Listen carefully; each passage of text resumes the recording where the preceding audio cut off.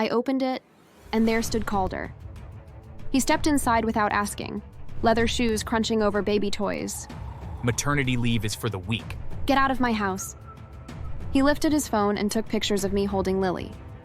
Look at you, cuddling instead of closing deals. You're trespassing. You cost the company $1 million while you sit here playing mommy. He leaned closer.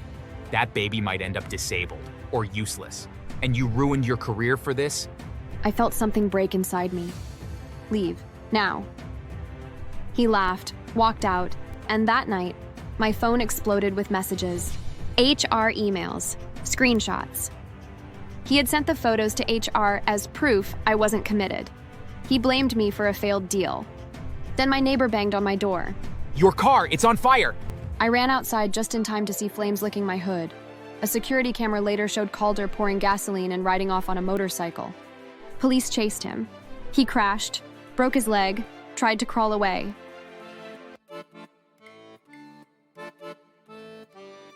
I'll tell this story the way it happened, the way it still sits in my bones.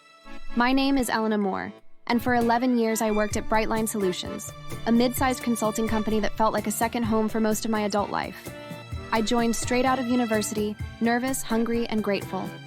I grew with that company. I stayed late. I trained interns. I skipped birthdays and holidays. I believed in the work, and more than that, I believed in the people. Our CEO and founder, Mr. Harold Whitman, was not perfect, but he was fair. He knew our names. He asked about our families. When my first IVF attempt failed, he quietly told HR to give me extra time without cutting my pay. Then Harold died suddenly from a heart attack. Everything changed after that. The board brought in Calder Voss. On paper, Calder was impressive. Big companies, sharp suits, cold smile, the kind of man who shook your hand like he was testing your grip for weakness. From the first day, the air in the office felt different. Tight, like everyone was holding their breath. At the first staff meeting, Calder stood at the head of the table, hands clasped. I don't believe in comfort. Comfort makes companies lazy. People laughed nervously. If you want comfort, buy a pillow. If you want to work here, you earn it every day. I remember thinking, maybe he's just strict. I was wrong. He started with the interns. One afternoon, I walked past the conference room and heard raised voices. Inside, 3 interns stood in a line, shoulders stiff. Why are you even here? Sir, I didn't ask for excuses. I asked why you exist in my company. I stepped in. Calder, this isn't productive. They're learning. He turned slowly and smiled at me like a shark. And you are? Elena, senior project lead, 11 years. Ah, old furniture. The interns stared at the floor. That day, one of them quit.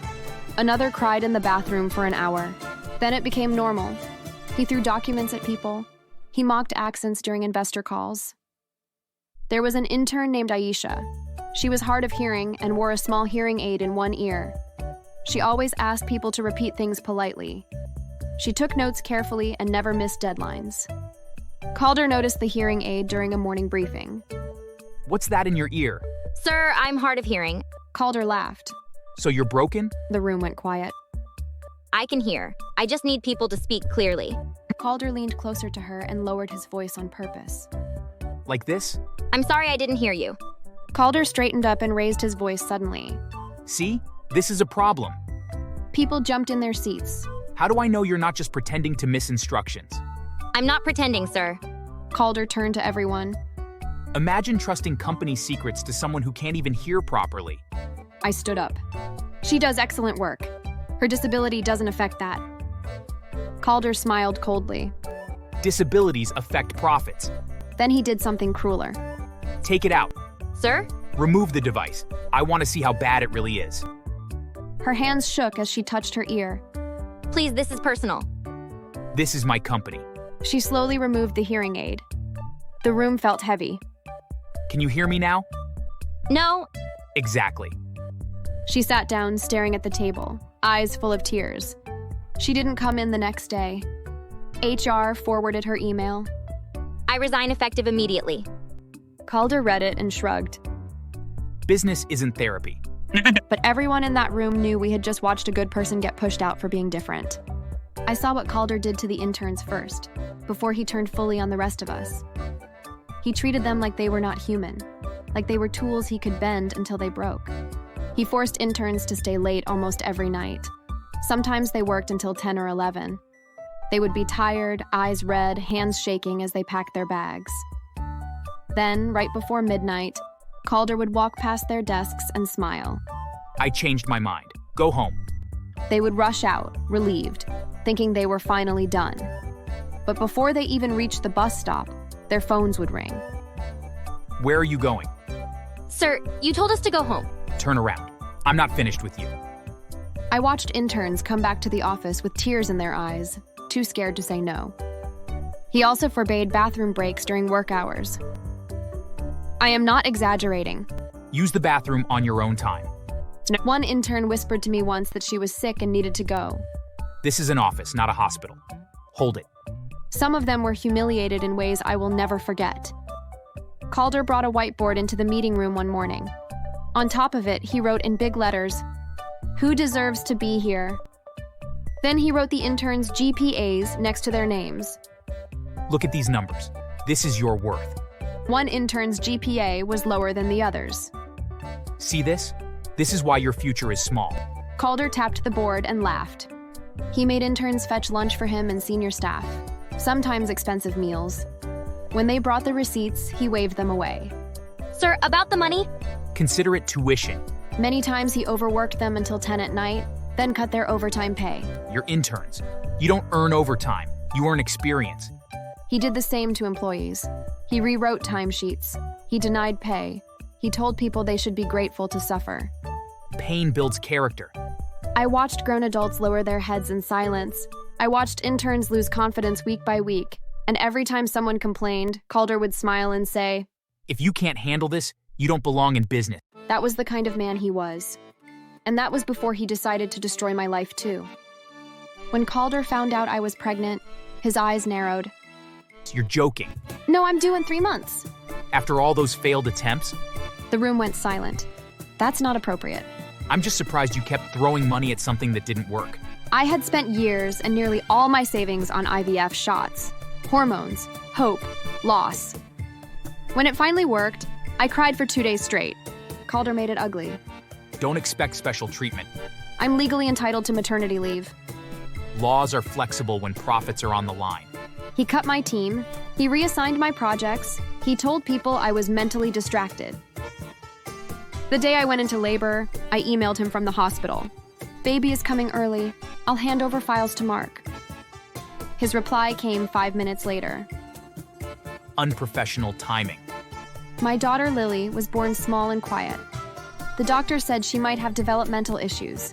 They told me to prepare myself. I didn't care. She was perfect.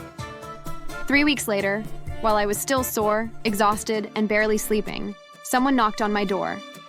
I opened it, and there stood Calder.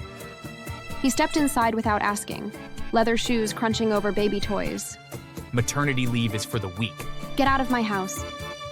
He lifted his phone and took pictures of me holding Lily. Look at you, cuddling instead of closing deals. You're trespassing. You cost the company $1 million while you sit here playing mommy. He leaned closer. That baby might end up disabled or useless. And you ruined your career for this? I felt something break inside me. Leave, now. He laughed, walked out, and that night, my phone exploded with messages. HR emails, screenshots. He had sent the photos to HR as proof I wasn't committed. He blamed me for a failed deal. Then my neighbor banged on my door. Your car, it's on fire! I ran outside just in time to see flames licking my hood. A security camera later showed Calder pouring gasoline and riding off on a motorcycle. Police chased him. He crashed, broke his leg, tried to crawl away. In court, he showed up on crutches, smug even then. You violated multiple laws. She made me do it. The courtroom laughed. His girlfriend blocked him. The company fired him. Investors pulled out. He was ordered to pay damages and sentenced to jail. In jail, his reputation followed him. Word travels fast in places like that. The inmates knew who he was. They knew what he had done to women, to interns, to a mother and her baby. At the first night, I heard from someone inside what happened, An inmate saw Calder struggling down the hallway, his crutches scraping the floor. Hey, CEO, where's your suit now? Another inmate looked at his leg and smiled. What's wrong? Company didn't cover that injury? They mocked the way he walked. They copied his limp, dragging their feet behind him, laughing loudly. When food was handed out, Calder reached for his tray. Someone slapped it out of his hands. The food spilled onto the floor. Oops, pick it up. You like people working on the floor, right? He went hungry that night, and many nights after, they made him clean toilets because he couldn't fight back. His crutches leaned against the wall while he scrubbed. Careful, comfort makes people lazy. Another inmate crouched close to him and whispered. Maternity leave for the week, huh? They laughed. Calder said nothing. If he complained, it got worse. If he stayed quiet, they reminded him anyway. Pain builds character. Didn't you say that? By the time weeks passed, the man who once shouted in boardrooms now flinched at footsteps behind him. Meanwhile, my world was healing. The board called me in, their voices softer than I had ever heard. We failed you. We're sorry. HR nodded. Take all the time you need. Your job is safe. Your position is waiting. I went home and held my daughter.